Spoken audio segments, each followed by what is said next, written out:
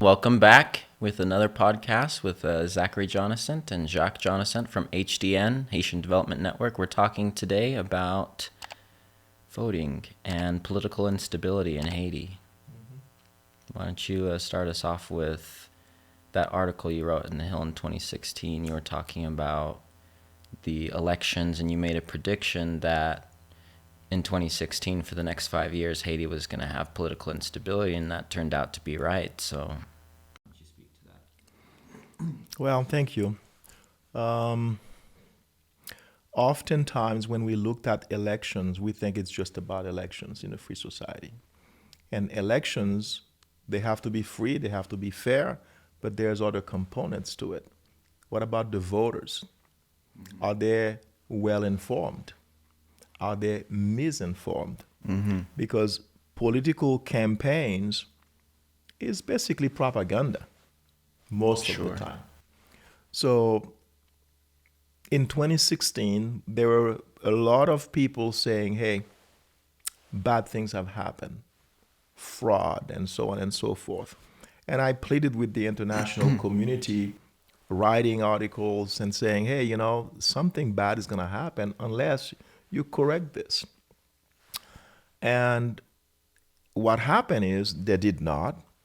And you have an elected president that was elected with less than 800,000 votes in a country of 8 million voters, approximately.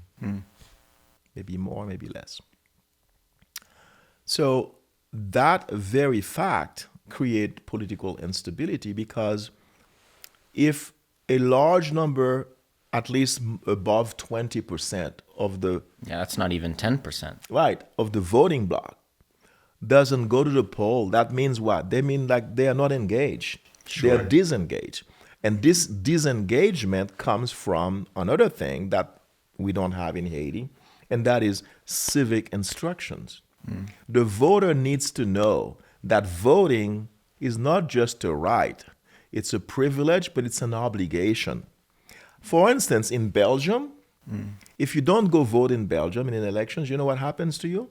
No. The Belgian government just tax you and penalty. You're penalized, and you can't do things unless you go to vote every time they're having elections.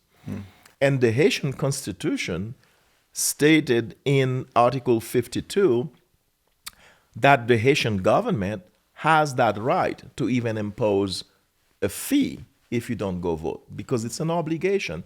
And that article referred to it as not just that a citizen have rights. Of course, a citizen has rights, but you also have obligations. One of them is you have to go vote. Another one, as an example, will be like, let's say I'm looking at someone beating up an old lady, or someone stealing, or someone breaking someone's house or something, or someone's property.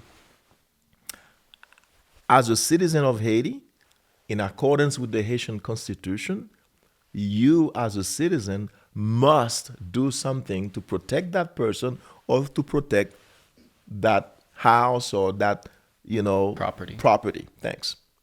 So, in essence, the difference is, if you looked at the United States, yeah, people go vote, but a lot of people in the United States don't go vote, and a lot of them that do go vote do not have, do not do any kind of studies. I'm going to give an example that I've given to my wife years and years and years ago.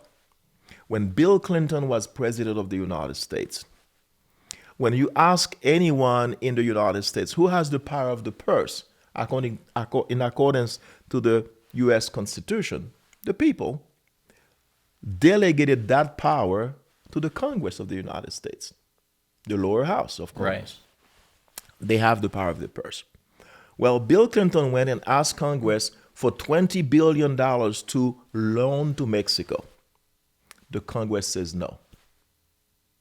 Bill Clinton decided to call every single cabinet officer in his government and ask them, do you have any surplus money that you're not using now?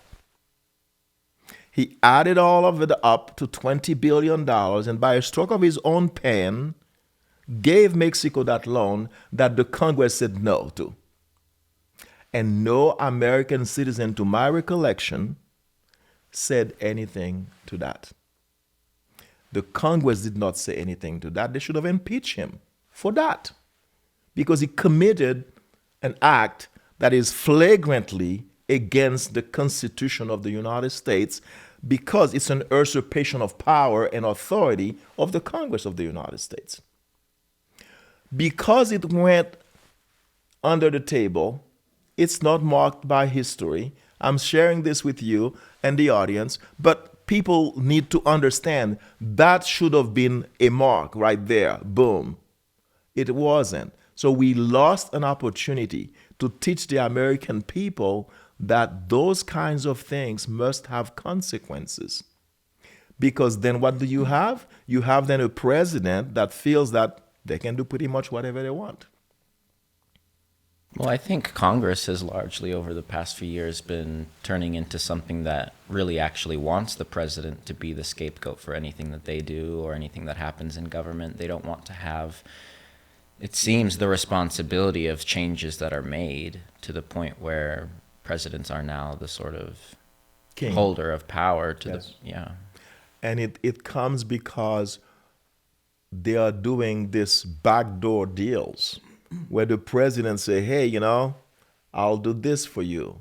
And it's instead of protecting the American people and following the letter of the law, they just do those backroom deals because you're not paying attention. Well, they've become the mule boy, the president's the mule boy, the middleman Right. of Right. the global congresses that are making their own deals behind closed Right. doors. Right.